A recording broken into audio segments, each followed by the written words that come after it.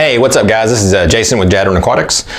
Today we're going to talk a little bit about water changes in the fish room and controlling drainage and how to handle where all the water comes, or where all the water goes whenever we do our water changes. So living here in Texas, very few of us have basements. So typically those of us who have fish rooms in this area typically turn either all or part of our garage into a fish room. So that's what I've done. I've turned my garage, or about 70% of my garage, into my fish room. The problem lies with that is I have no drain source in the garage. Now where the washer and dryer are butt up right against the garage, but still I'd have to pay a plumber probably $1,000 or more to come out here and run a drain line out to the garage. So that's a lot of fish I'd much rather buy than have a drain put out there. But I mean, obviously it would be nice. So that's one of the things that I debated exactly what in the world was I going to do once I started getting everything set up. So what I finally decided to do was to not drill any overflows on my tanks, to drill no holes in them to cause overflows. So what I decided to do on each one of them is just to have each one of them to be gravity fed out of each and every tank. Each tank would have its own apparatus that would pull water out, that I would be able to take a ball valve, turn it on and off to let water in and out, or sorry, not let water in, to let water out whenever I wanted to do a water change. That way it would be very, very easy just to go back there, turn the valve, let the water drain out, shut the valve off, and then put water back in. And each tank having its own PVC pipe setup, so that I didn't have to worry about moving them from one to the next or worry about any type of contamination spread. So I decided just to put one in every single tank. So I had to make each one of those and then have that, again, gravity fed into a 2-inch drain line. So I have a 2-inch drain line that runs on the back side of both racks of my tanks. It's set at just a small angle, so that whenever the water comes into it, it will run down, and we have one on this side and then we have another one on this side, and they both run into a 5-gallon container that has a sump pump in it. So all of it is just naturally gravity fed. There's no pumps or anything that cause it. So the first time when I put those PVC pipes in there, I have to create the suction by sucking on the end of it to get the water coming through. But once it starts coming through and I shut off that ball valve, that thing will stay primed the entire time unless the water gets down below where the suction point is and gets air in it, and then it'll break that siphon, and then I'll have to redo it again. But the way that I have it set up, it's real easy for me to remove the pipes from the drainage, to pull those out, to start the siphon again if I need to. So let's go downstairs and let's take a look at the way that I have it set up, so you guys can get an idea. This is not just for a fish room. If you had if you got just a single tank and it's difficult to do water changes, you hate moving the water python back and forth to get things set up, this might be some way that you could figure out to create this same type siphon and maybe have a 5-gallon bucket or something in the back, or drain it out the window, or whatever it might be. It might make things just a little bit easier if you don't want to take the time and sit there and have to drill every single one of your tanks. Eventually I might. I know this is just kind of a way that I'm trying right now. I like the way it works, but I don't love the way it works. So let's go ahead and go down there and see how things look. Okay, so here we have the bucket that I have the sump pump in. It's just simply a 5-gallon bucket. I'm actually going to put a 17-gallon container here instead, so that it works a little bit better. This sometimes will fill up all the way. If I've got something that's draining really, really fast, it can't keep up with it. And then you see in it, we've got two different 2-inch drainage pipes that are being gravity fed into it, and the sump pump has a float on it, so that when the water gets a certain depth, it automatically turns itself on, and then this black hose here, it pumps it up this black hose, and this black hose goes out the wall, and then I've got actually a doggy door through the brick wall, so it actually goes through the doggy door outside, and I'll show you what the setup is out there.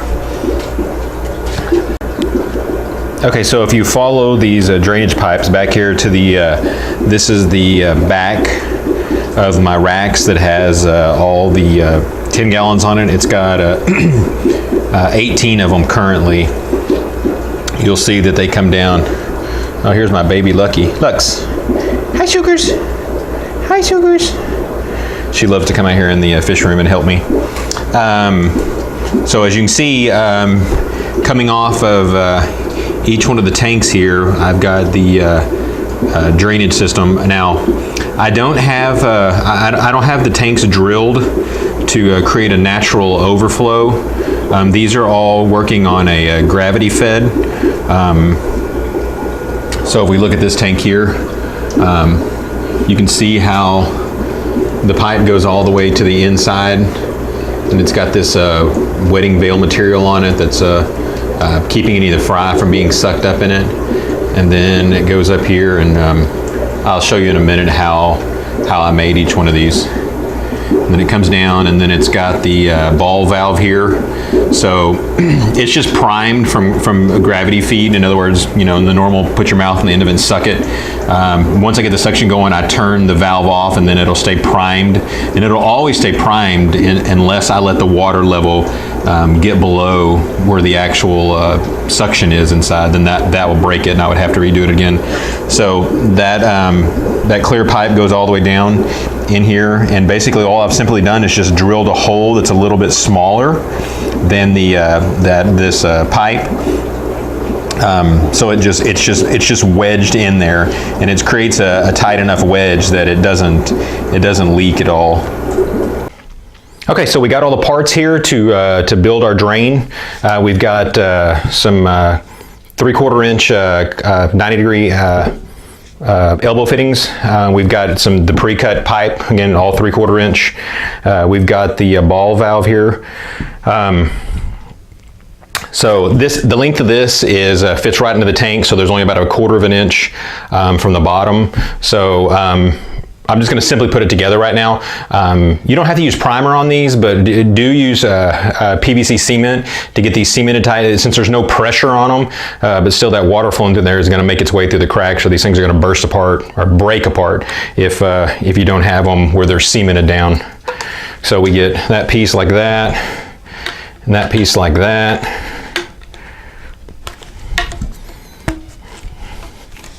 That piece like that. Now, of course, where this one goes here, this piece has to be, the ball valve has to fall lower than this so that that creates a suction. If it's up higher than this, it'll never actually hold the suction. And so that's that, like that. So this right here, this is flexible PVC pipe. Typically you can't find this in Home Depot or Lowe's or any place. Ace, I don't ever see it anywhere. I have to order this stuff online. This stuff is basically, it's 3/4 inch tubing, but it's flexible, is basically what it is. So you can use it just like PVC pipe, or you can put it directly in here and glue it in so that it stays connected like this.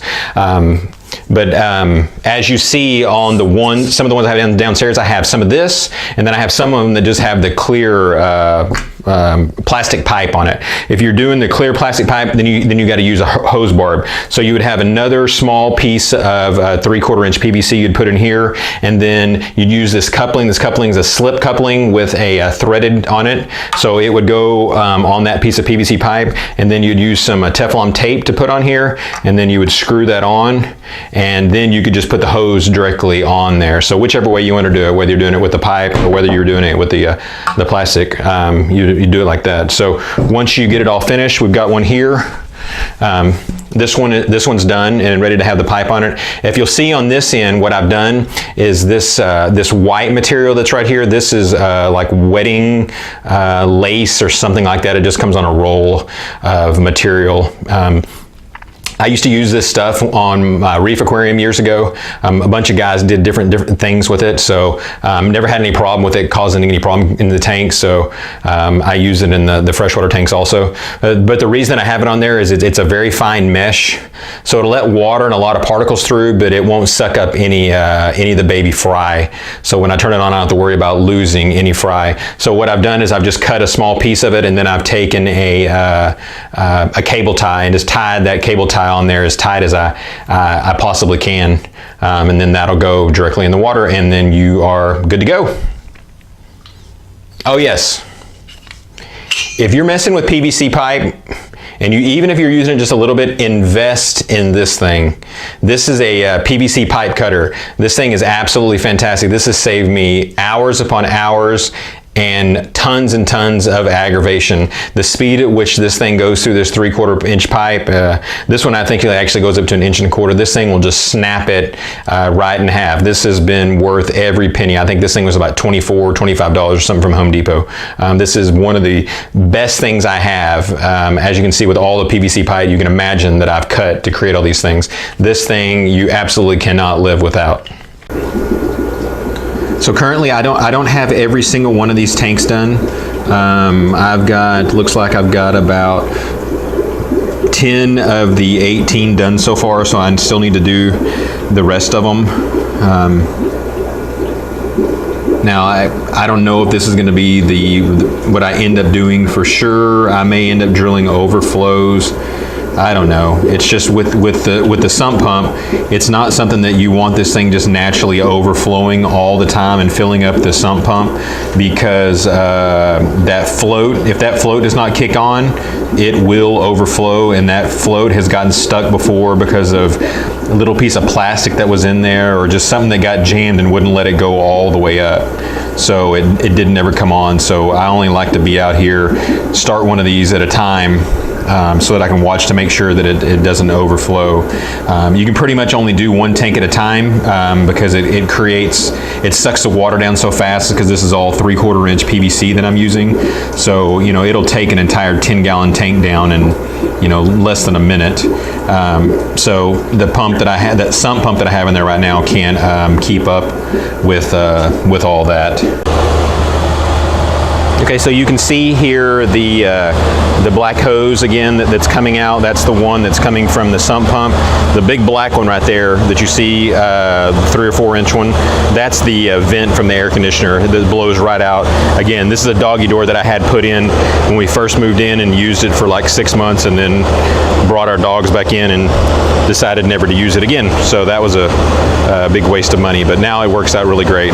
So if we follow the black hose, it comes right here and hooks in to this 1/2 inch PVC pipe, and you'll see there's a water sprinkler head there, and then you keep coming down and there's another one, and then there's another one, and then there's another one, and there's another one.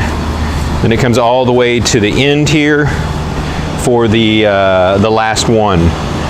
So whenever the sump pump kicks on and starts pushing the water out here, we've got 1, 2, 3, 4, 5, 6, 7 sprinkler heads that now go off and end up watering this whole side of the house, so I don't end up wasting any of the water. The only problem is that whenever this thing is running, whatever water that's being sucked out of the tank sometimes has pieces of plant in it, or when I've drilled holes in there, pieces of plastic have fallen down into that drain pipe and got in there and then blown out here. So what ends up happening is you have these sprinkler heads that end up getting clogged with stuff. So what you have to do, I just cleaned this one out not too long ago, but we'll open it up again so we can see what we're doing. Okay, so we'll come right here to this one, and it simply unscrews. And then it's got a little a filter inside of it, so you can unscrew the top like this, and then take that filter out. And then that filter right there, that's what ends up getting clogged. You can see there's a little piece of plastic in there and some other junk. So that's what ends up getting clogged. So that's the thing that you've got to take and clean all out and put it back in there. All right, thanks again, guys, for joining me. I hope you guys have learned something, or maybe something you can take and have an idea and make it a little bit better than what I've done. I really appreciate you guys stopping by. I appreciate you guys leaving any kind of comment.